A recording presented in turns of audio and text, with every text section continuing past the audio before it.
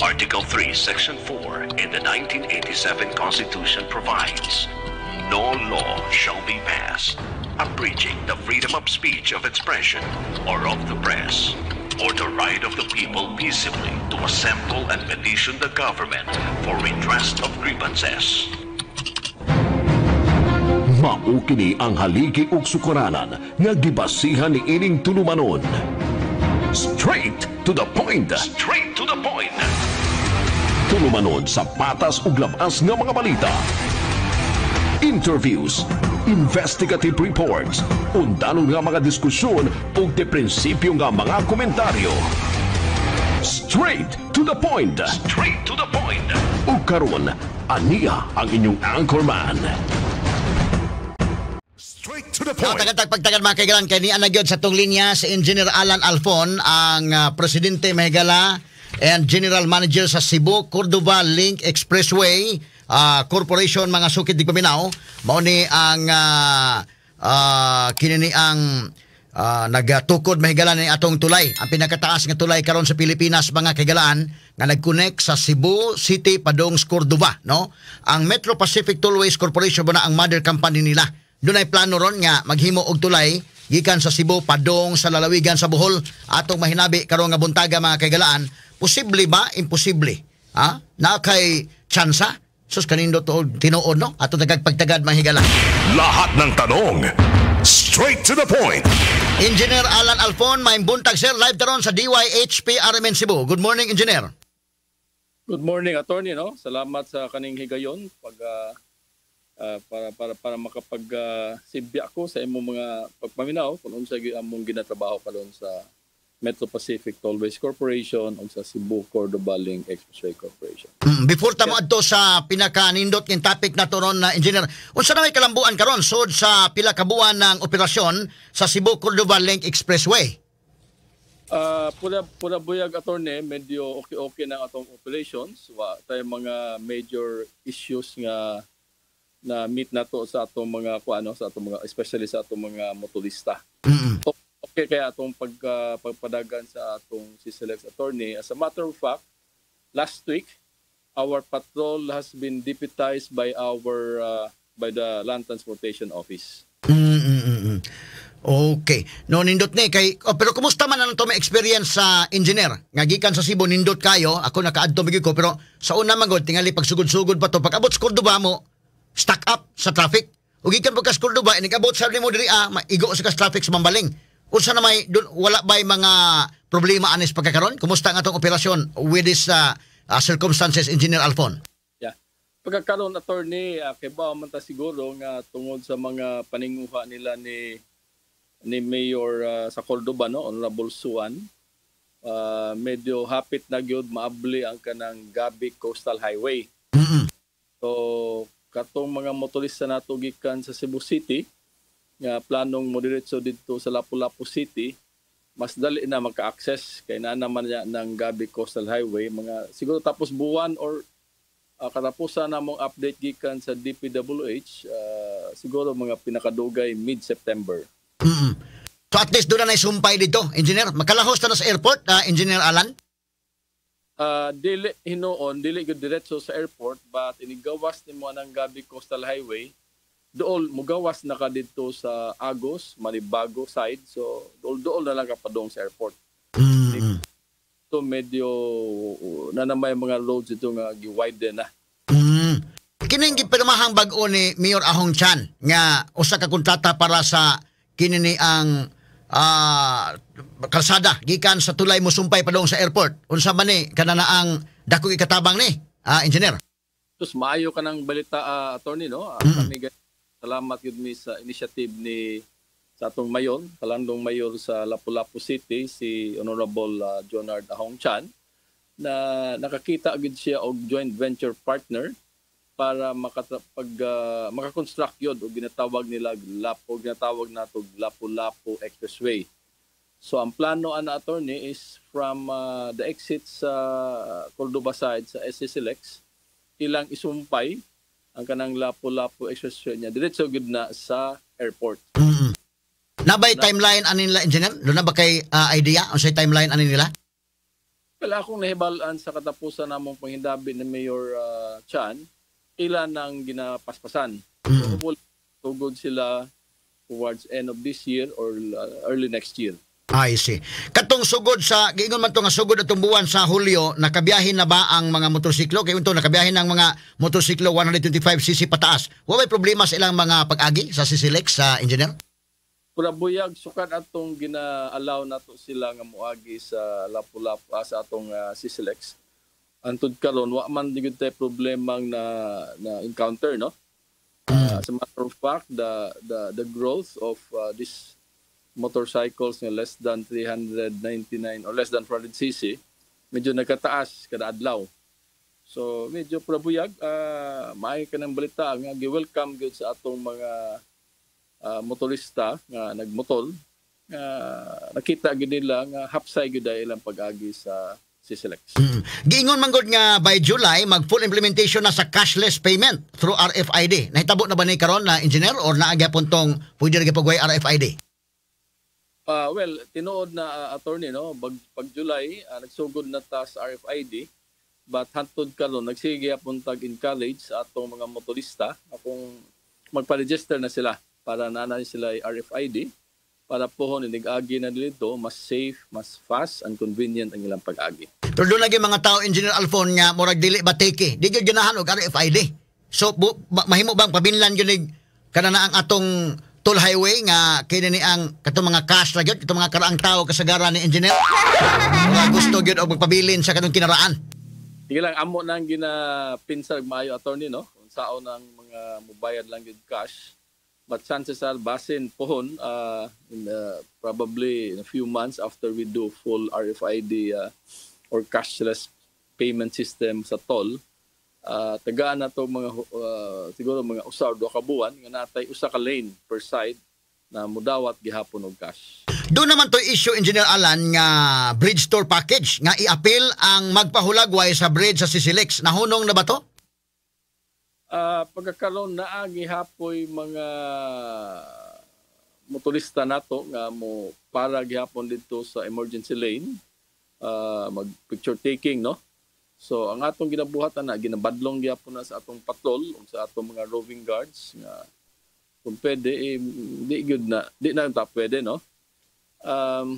Muna atong plano attorney para ma-minimize gyud ni siya o ma-prevent. Plano na to nga mabutang tag bisita center para dito sa sila mag picture taking. So natay ginatan-aw nga location nga gwapo kay nga angle for them.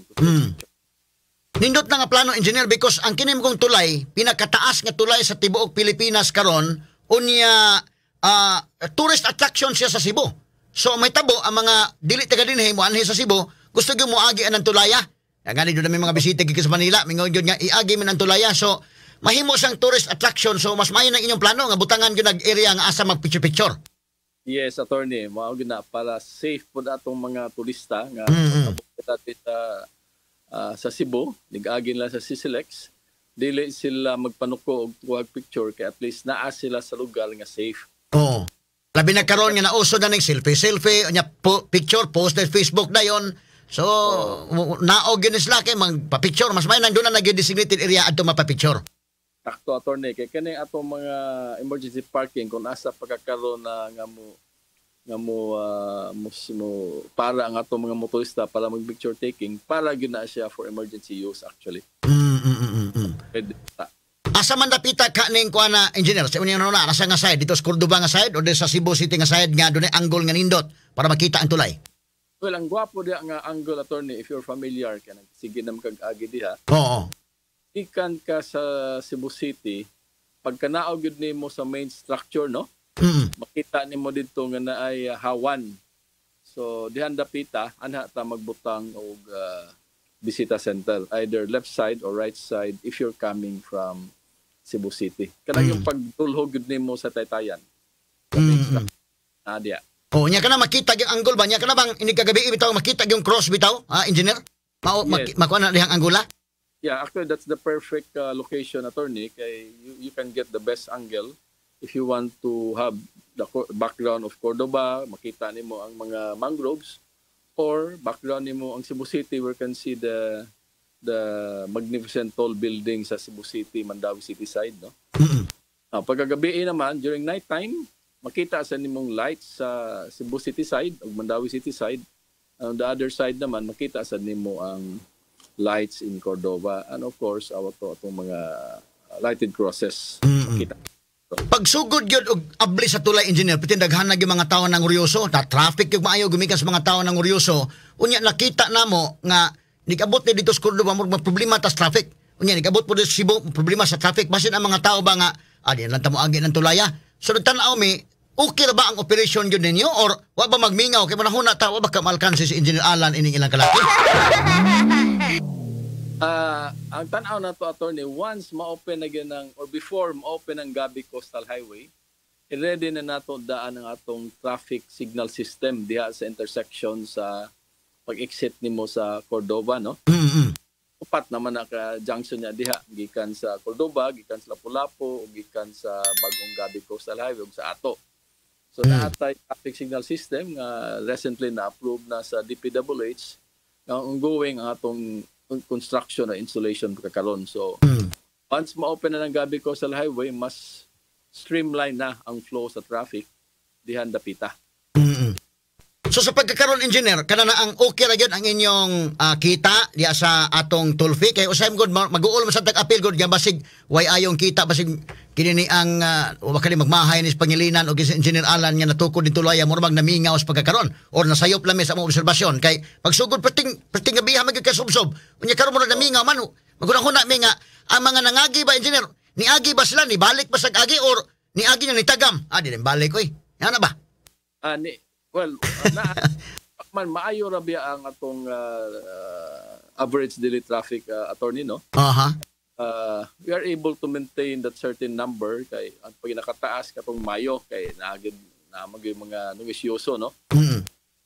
But pagkakaroon after that revenue or target after that daily traffic average in April and May, na-meet naman nato na sa month of July. So we can safely say nga ang nangagi diha kanag yung mga regular users. Dili lang ang kanang manha kay magpa-picture o niya one time or twice lang kanag yung mga regular users. So at least sa product pa ni doon nag repeat order, Engineer Alan. Yes, attorney, correct. And then we're confident, attorney, once the Gabi Coastal Highway is open to the motorists, then we should be able to serve the market dito dapita sa Gabi o dito gapita sa Agos, dito madapita sa Manibago kay dako man tong merkado dito nga market. Bitaw. Kini ang kinis Pangilinan kay dato man og kining CCLEX og kining Metro Pacific Tollways Corporation, Engineer Alan. Ngano naman na ninyo pakyawa nga ini humans tulay, diretso na lang ta sa airport. Inyo na tong gipakyaw tong kalsada unta dito. Nato plano na, attorney, pero mas may man pod nga ang atong langdong mayor si Honorable Chan, nangita gisag paagi po nga ma-expedite ang Lapu-Lapu Expressway. So, salamat sa kang Honorable Chan nga nakita gisag partner. So po nila ni Polticon Group o kaning sila si Premium Mega Structures. So, kung masulbad ng traffic, inikabot sa tulay, inikabot sa Cordova, masumpayan na itong kalsada, nga nindot sad pa doon sa airport, masulbad ng traffic din ha. Doon na ba ka-idea, engineer? Kanin Rias may mambaling ba? Kung saan pagsulbad ni, kis Mayor Mike Raman, ibisita na ko last time, dinas ko sibiyan ako, ipangutana, ana. Ingong ko siya nga, ako no, magtukod ko no, inana, asa ko no. Pero ikaw sa imong bahin, doon na ba kay idea, ani nga, aron masolve sa ng traffic, inignaog sa tulay na to, pa doon sa Cebu City, pa doon sa mambaling? Okay, naama may mga initial agreements na ni Honorable Mike Rama, no, sa mayor nato sa Cebu City na basin ato tong i-revive katong ginatawag nato Guadalupe Ramp. Para ber ka moabot diha sa SRP, mo right turn ka diri sa may Guadalupe River, kunuhay nya mugawas na ka didto sa may Tabuan, unahan.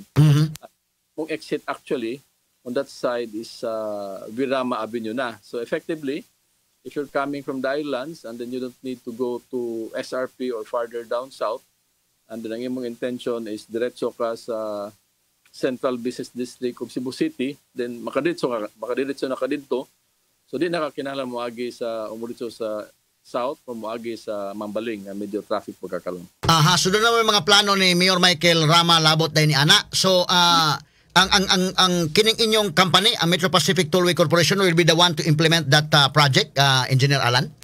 Yes, attorney, because actually it's part of our original concession agreement with the City of Cebu. I see. Na-delay lang to siya gamay. Oo. Nga naman to ganun, Engineer, ma'am din ang original agreement. Why did you not pursue in making this original agreement? Well, there were certain developments in the past which we agreed with the local government unit nga i-postpone lang usa. Aha, but appealness pipeline na to nga mahimo gyud ma-realize gyud in the future. Yes, attorney. Well, in the near future, madayon gyud na siya. Doon na ba tayo timeline, Engineer Alan? Kini nga Guadalupe ramp nga ito mahimo para masulbad din traffic dito sa may Mambaling area? Well, hopefully ma-realize nato na. So, siguro mga late next year or towards early 2024. Kaya buhat naman sa tao mga detail engineering design ana. And then the usual procurement process. But atong paningwaon nga mas madali. So anyway, padayon na atong pag-meeting nila ni Honorable Mike Rama, Mayor Mike Rama. Sa akong pagtuosad, na malipay man saguta nga malambuon ng inyong pagpahigayon ining operation sa tulay kay aron nga doon na tay sustainability no nining nga panahon na. Pero nagtuos ako nga murag okay siguro gyud ang dagan kay doon na mo'y plano nga maghimo ang CCLEX no, ang Metro Pacific Tollways Corporation. Doon na po'y plano nakadungog ko, Engineer. Nga doon na po may plano nga mohimog tulay gikan sa Cebu padong sa Bohol. Unsa ka tinuod ni Engineer Alan? Well, naami gi-engage nga consultant no to do the initial pre-feasibility study. So ang kanang study karon ongoing pa na siya, attorney. Aha. Unsa may timeline ka nining maong feasibility study, Engineer Alan? Di pa ko kahata og timeline karon kay ang amo manggong gina-engage na consultant medyo kuan pa gid ni siya, preliminary no. Pero sa second stage sa atong study, diha na ta makahatag og medyo estimated timeline. Murag mabuhi ang dugo sa mga Cebuanos o mga Bulanon ining inyong plano, Engineer Alan, nga magsuskinuo no kung ma-realize ni murag pagkanindot nga mag-connect na ang Cebu padong sa Bohol. Pero doon na naman ito yung mga study kuno kaniadto. Tinuod ba ito, Engineer Alan, nga doon na kuno'y mga Hapon nga nag-study, doon ay taga Netherlands nga nag-study, pero tungod sa kalawom sa dagat, nakaingon sila nga murag di ba nga maghimo og tulay. Tinuod ba ito, Engineer? Yes, mao sa na among nadunggan no. As a matter of fact, it was the initial information that was given to us by the consultants that we have engaged right now no. Tinuod na medyo mo na challenge, attorney, kanang spread between Cordova o Ulango. Medyo laom kesanan, and then in addition to being laom, medyo kusog pod ang current diha. Oo. Moram na siya na open sea ba, lusot-lusot ang tubig diha kay. So mo na ginatanaw sa mga former studies before kung unsa baka either you go down, which is very deep, which is very quite technologically challenging no. So kanang ginatawag lag pontoon bridge, floating bridge. Ang problema sa lagi diha is kung saan mo pag-anchor tungod sa kalawom kay kusog lagi bawd. Kung mo talong na simbako kusog bawd, inigagis mo sakyanan simbako basig mga maglisod ba. Ay ginatanaw ginatog talong, not just the financial feasibility but probably more on the technical feasibility. Daghan gyud excited nga madayon unta o dagampo nga bida mabuhian gitag dugo niini. Nya murag baluya mingon nga murag ba da oy murag baluya maminaw. Mas nindot kay paminaw na to nga madayon gyud ni Engineer Alan. Unsa may nationality niining atong consultant karon considering nga sa akong nadunggan manggod doon na mga Hapon nga naghimog feasibility study nilingo-lingo kuno ingon nga di ba da. Ikaduha doon na kuno taga Netherlands nga naghimo og study naglingo-lingo gihapon. So karon ka natalaing expert nga tong gikuha unsa may nationality ni ini, Engineer Alan? Mao gyapon ni attorney taga Europe no, European ni siya. Well, Danish company. Aha. So at least ang feasibility study na kanus-an man ni nasugdan, Engineer? Nasugdan ni atong mga niaging tulo ka semana. Okay. So karon considering nga 3 weeks ago nagsugod ning maong study, I understand there are initial findings already. So far, Kumusta man ang ilang initial nga findings? Makadayon ka ni Mount Tulay? Wala man sa sila miingon di madayon o asad miingon madayon. Ang ilang ginatanaw pagkakaroon attorney is kana gyud laging challenge diha between Cordova o Bulango. Cordova o Ulango. Para gyud ang pangitaag paagi kay pag-abot nimo sa Ulango, wa na gyud problema kay daghan namang mga islets diha leading to Hitafe. Oo. Bitaw no. Ambak-ambak lang kas mga islets around it. So duha ka buok ang atong gitan-aw ini either diri sa Cordova mugikan ang tulay padung sa Hitafe Bohol or ari magikan sa Ulango padung sa Hitafe Bohol, Engineer Alan. Ang ginatanaw na mo attorney is pagkakaroon sa among consultant is Cordova to Ulango. Then to Hitafe. I see. So mohimo tag tulay from Cordova to Ulango, unya Ulango to Bohol, Hitafe Bohol. Unsa ka Yes. kung nakagasto tag 33 billion nining si Silex Engineer gikan sa Cebu City padong sa Lapu-Lapu. Kining sa Bohol panalitan og ma-realize ni pila kay atong gastuhon? Wala pa makahat initial figure ang atong consultant, but admittedly medyo dako-dako gid ni siya. Siguro double or triple the cost of CCLX. Oo, pero considering nga murag ka mo may expert ini ang Metro Pacific Tollways Corporation kini inyong mother company, murag kaya siguro kayo engineer nining private public partnership. Yeah, well kay ba gyud ang atong chairman si boss MVP mangita gyud siya paagi para maka hatag sa serbisyo sa atong constituents ba. Cebu, Bohol or even Central Visayas. Or even not just Central Visayas, for whatever he can contribute economically for the benefit of everyone in this part of the country. Daghan gyud naka-appreciate ining kalaki karon nga public-private partnership, Engineer Alan. Amo nakita ning tulay nga manghihimo gikan sa Cebu padong dito sa Cordova nindot nga pagkahimo. Unya lig-on, maklaro na to nga maayo gyud nga pagkahimo. So kung maghimo ta og tulay from Cebu to Bohol, nindot nga tong ipaagi og PPP kay kasaligan kayo ning kamoy mohimo Engineer Alan kining private sector kay kung gobyerno to pahimuon murag ambot lang I'm sorry lang murag dili kay ko kuyawan kog bali ng haligi. So kini ang hinaut unta nga madayon ning maong project no og pila man kabuan gyud ang inyong gi-hire ning atong consultants from Europe. Pila kabuan nga ma-studyhan nila, mahuman nilang ilang feasibility study. Sige. Ato man gyud ning gi-plastag talong attorney kay baong gyud on sa challenge in the past no sa mga previous studies. Oo. Gave them actually some leeway in terms of doing their studies. So akong if I remember it right, murag ginihatag ta og murag 5 or 6 months to do the study. So at least within this year we will know already the result of that feasibility study. Yes, attorney, yes. Nindot, no? Excited kay tana bisag sa feasibility study lang daan. Mahibaw na to kung kaya ba o dili, murag excited kayong paminawon, Engineer Alan. Mao na attorney. Anyway, once mo gawas ang study niya mingon gyud og medyo very challenging and very tight, then mo prangka gyud magsulti pod sa atong sa publiko sa imuha nga di gyud makaya. Mao gyud. Ay pag-asang makaya, then malipay sa ta mo disclose sa atong paminaw na naagi day pag-asa. Pero mo apil mig pag-ampo engineer nga makaya gyud tani. Kanindot ki mag-connect ning Bohol og Cebu, no? Yeah. Yung mag-tanan. Oo. People gyud is special in the technical side. Mayo gani Engineer Alan nga bisan pa man doon na hapon because I learned from a friend nga doon ako na yung mga hapon na 2013 naghimog feasibility study aning Cebu to Bohol. Naglingo-lingo ang hapon di kaya kay tungod ko sa Kalaom nya ikaduha dunay taga Netherlands nga nag-feasibility study gihapon naglingo-lingo gihapon kay dili kaya tungod sa sug sa dagat o sa Kalaom. Mayo gani si Manny Pangilinan og ikaw Engineer Alan nga bisag doon na duha nga nag-study nga mga expert wa mo okay lang gyapon ninyo napasinsa mo og ni-hire pa mo laing expert nga mo study gihapon. Oh, mas maayo gyud nang actually kay ba bitaw kaning among boss si Chairman Pangilinan mangita gid sa paagi. Oo. Nindot kayo. Now, ang atong mga gusto gid daghang mga naminaw na turon engineer, naminaw sa DYHP o IFM nga naka-hook up na to karon og sa atong mga social media followers. Magampo gini sila nga madayon kining tulay sa Cebu padong sa Bohol. Nan pananglitan kay daghang may magampo gid nga madayon Pananglitan madayon kining maong tulay usa sa maapektuhan ini mao kini mga barko nga mobiyahe sa Cebu Bohol. Di ka ta makasugat og protesta ani Engineer Alan.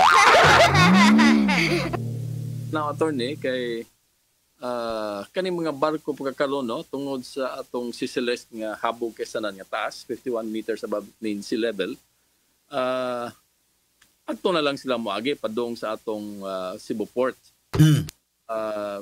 Mabitaw nang ato nang gipaninguha nga naagid na navigational clearance sa Cebu Port Authority o sa Coast Guard para ang katong mga barko gikan sa norte di na motuyok diri sa Langgo mo so na sa atong port. So effectively kana nga challenge from the shipping companies nga basin maapektuhan sila wa na siya kay na naman na atong CCLX that gave them a clear navigational clearance of 51 meters. So at least makalusot-lusot lang barko walay problema ana.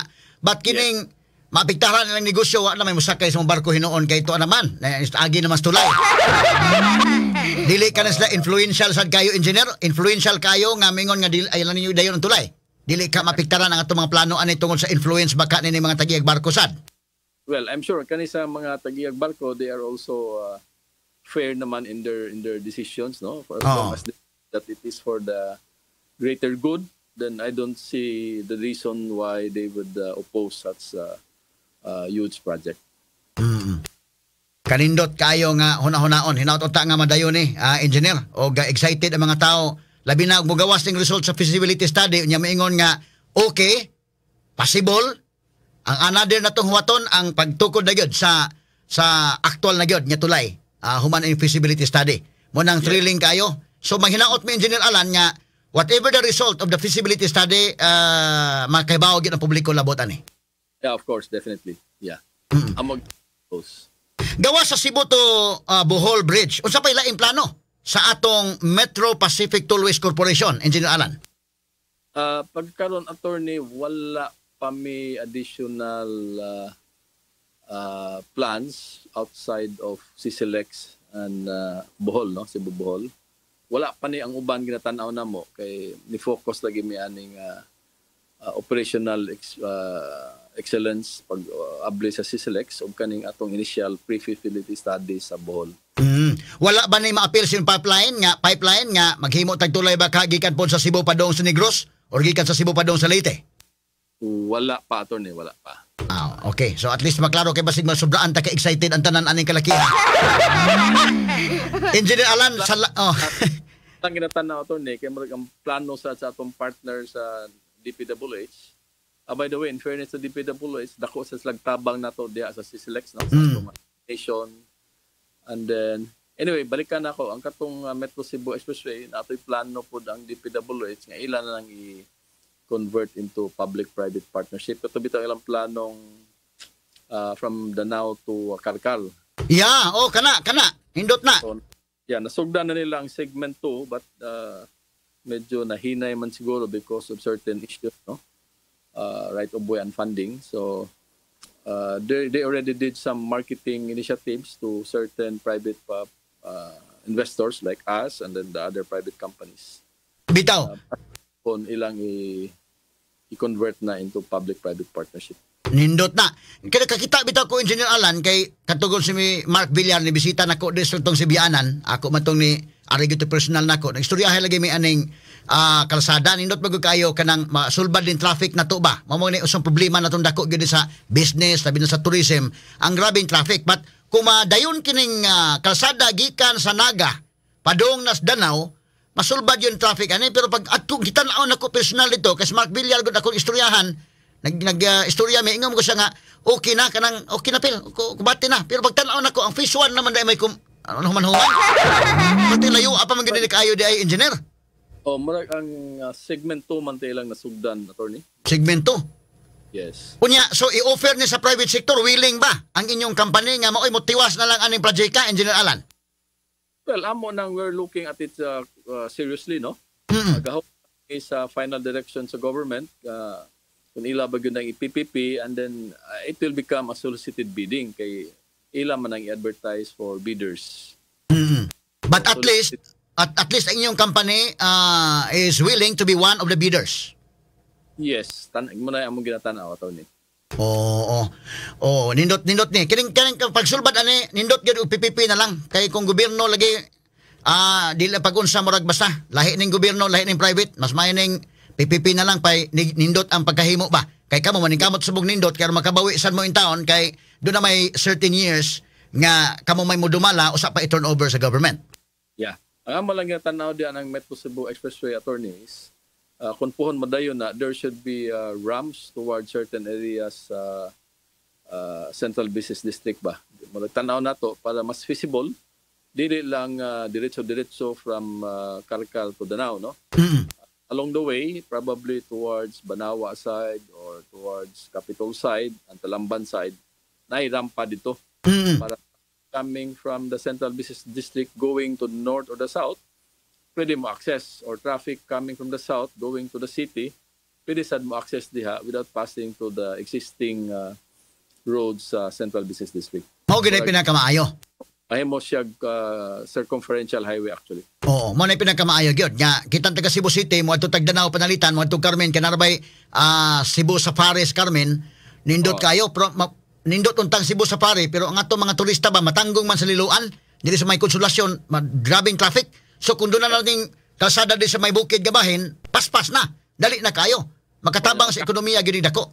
Yes, na maka-access ka atong Metro Cebu Expressway kung gikan kag Capitol, gikan kag Talamban, gikan kag probably Guadalupe or Banawa, na kay access towards that circumferential highway.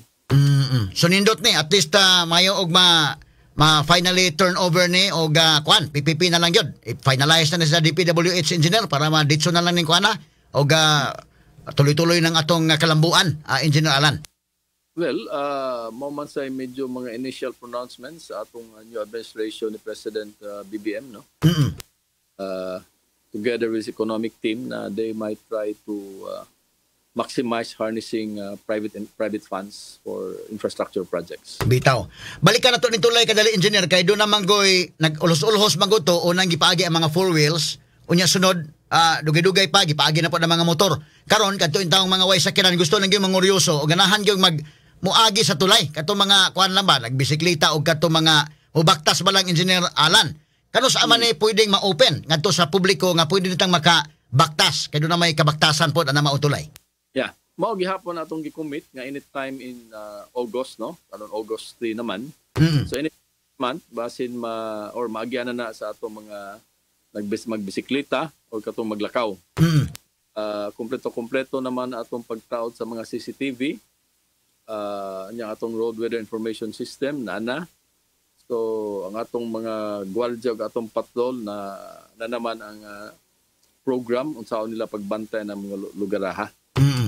So mula na akong kuan attorney, well, not a warning but to our pedestrians, no, nga ang amo na bang ginaplano karon is once mo access ka maglakaw ka ikan kag Cebu City kinalan imo gyud tiwason padung Cordoba. Dili ka patugag-tugag lakaw-lakaw ni mo balik ka. Good for the safety of the bikers and the motorists. Murag atong ginaplano nga one way lang. One way, oh. One way either side basta one way. So kumubaktas. Pero kinini ang engineer daghay mo baktas ani ang kalakihan ron unya dunay uban ra ba kani mga health conscious lang ba mag-jogging din ha niya. Presko man kayo ang hangin anang tulaya mo sakko ako baktas ko dito pa dong Cordoba niya mo balik ko ana. Kinini ang pwede ra ba na engineer o dili ba sila badlongon o wa bay tulfi alang sa tao. Kay basi ino na to oy ang tao apil ang tao na ibayad ha para makontrol na to ang muagi. Ay attorney wala bayad ang bisikleta, wala bayad ang tao. Okay. Tay mo gisulti kung naay mga joggers, so mo-jogs lagi kan sa Cebu City, dito ang guton lang Cordoba. Oo. Alin na sa speaker side mo agi kung mobalik sila Cebu City. Oo. So sige, ana lang gyud para kuan kay do naman gyud daghan ani nga kanang mga health conscious gyud ba. Rita dili kinindot kayo nya nindot kayo pa picture kana hinuon. So pwede ra di ay Engineer Alan. Pwede ra basta di lang sila magsugat sa usa ka lane sa sidewalk. Oo. Unya karon, Engineer Alan, usa na to sa kon kay nahimo na ba yung tourist attraction ning tulay. Ang atong likayan nga dili pareha sa unang tulay sa Cebu Mactan Bridge o ikaduhang tulay sa Marcelo Fernand Bridge, gihimo man sa hinuong hikuganan.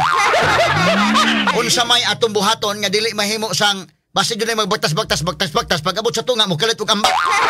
Padaot pagod atong dungog sa ana sa tulay engineer. Unsa may ato mga plano? Kumpleto man CCTV do na ba tay mga gwardiya o nga mobadlong ini mga tawhana? Well, mo gina atong ginaampo attorney nga simbakod ato ginang ma-prevent. Oh. Even to admit the fact na naagay mga tao nga medyo depressive o na depression ba. So, ang atong CCTV naam gyud na every kilometer makita am gyud ang mga tao maglakaw diha.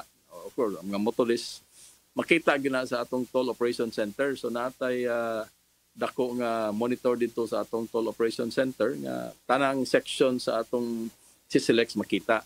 In addition to that, ang atong patrol either katong nagmotor or katong nag-pick up nga patrol, wa na sila lang trabaho except mag-looping 24 hours or 24/7. The same is true with our blue guards. Most na ilang ginabantayan nga magsige lang tuyok. So, kana ang atong human factor sa guards o sa patrol, plus that supported by technology to our CCTV, we hope that we can prevent. Engineer Alan, ako lang sagol-sagulan ni komedya ba kay si Governor Gwendolyn Garcia miingon magod kaniadto nga oy og maghikog mo, paghikog lang mo bisag asa basta ayaw lang mo sa tulay. Kining atong third bridge, kining CCLEX, o ba mo'y plano nga magbutang tag marka diha, magbutang tag warning nga bawal maghikog sa tulay?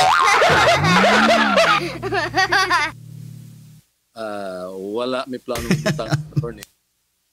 Bitaw. Naamin na storya bitong psychologist. Butang kinoong ingsa magbutang kuno kag ana mga warning bawal nga na. Medyo ma-challenge noon. Sa kalisod sa dinoon. Oh. Okay, baka daot sa dungog na to ba nga panalitan kining nindot ba itong dungog aning tulaya? Pinakataas nga tulay sa Cebu, Pilipinas ni agyon sa Cebu padong Cordova unya nindot lig-on nga tulay maayog porma na. Nya human madunggan na to nga naghikog himong hikugan na bitaw dili maayo. Mo ni atong gusto nga i-prevent, Engineer Alan. Ako mo sa nay usas atong mga ginapirmahang service level agreements with our service providers nga pugnan gyud nila, makitaan gyud nila nga ma-prevent gyud. Mao nang nagbutang sagdag tanang pila ka tawo nga guards, pila ka tawo nga patrol, and then supported by atong CCTV. Engineer Alan, kining atong tulay gikan sa Cebu padong sa Cordova, 33 billion ang inyong nagasto ini. Pila gani ito ka tuig una ni i-turn over sa gobyerno? 40 years, attorney. 40 years. Karon, kung madayon ning tulay gikan sa Cebu padong sa Bohol, pila ka years ang inyong tan-aw nga makabawi mo o pwede nang ma-turn over sa gobyerno? Well, depende sa sa result niya kaya ang ginatanaw ko diyan attorney ang cost plus the affordability of the toll. Di man saga pwede nga mo charge og toll nga mahal kay tanan kay di na pod affordable. Di na pod acceptable sa atong mga motorista. Engineer Alan, wala ko mga pangutana gawas kun pa kay dugang mga impormasyon nga angay mahibaw-an sa publiko. Well, firstly, attorney, salamat sa aning higayon. Ginahatag nimo sa amuha sa Metro Pacific Tollways Corporation o sa Cebu Cordova Link Expressway Corporation. No? Well, our commitment continues to serve our motoring public. No? So we continue to do our best to provide them with the best service possible to our motorists. Of course, salamat sa kunimo attorney nga gitagaan mi nimo dakong oras karong buntaga para disclose or para mabunyag nato ang sa atong mga plano for Cebu and Central Visayas. Engineer Alan Alfon, salamat kay sir sa paghatag panahon nato diri sa DYHP ug IFM. Salamat sa kay attorney, salamat kayo. Mayong buntag. Mayong buntag at amping attorney. Thank you. RMN exclusive. Moto mahigala sa Engineer Alan Alfon gikan pa mahigala karong buntaga mao gipag-abot gikan sa Australia mga kaigalan ato dang gisugat og interview. Aron ato maklaro mahigala kining murag ma-excited man gud ta mga kaigalan labi na ni akong dasa kong atubangan ang mong technician si Alan Polistico taga Bohol. Ni dili po sa kong kilid ang atong PA karong buntaga sa Inday Ken Galinia taga Bohol sa. Ganahan kayo sila nga mahayon tag madayon na gyud ning tulay. Naghan gyud ang excited mga sukit paminaw pero gihimuan nig feasibility study. Tinuod ito nga doon na gyud naghimog feasibility study ng hapon. Naglingo-lingo tong hapon day. Karon ang Netherlands sad naghimog study nagmo gyapon. Lingo-lingo kay lawom kuno kayo. Unya sug. Karon wa mo tagam si Manny Pangilinan. Naghayan na pod og laing eksperto nga mao mahigalay ni himo og feasibility study ron. Atong paabuton within this year tingali day or baka early next year butan ta lang. Makakuha na ta og resulta sa feasibility study nga gipahigayon o gihimo sa Metro Pacific Tollway sa Corporation. Matalinong talakayan, napapanahon at pinag-uusapan. Dito diretsahan, walang paligoy-ligoy, walang bulahan. Straight to the point. Mas malamang usapan, mas mabusising talakayan, komentaryong mas mauunawaan. Straight to the point. Tata, RMN, radyo mo nationwide.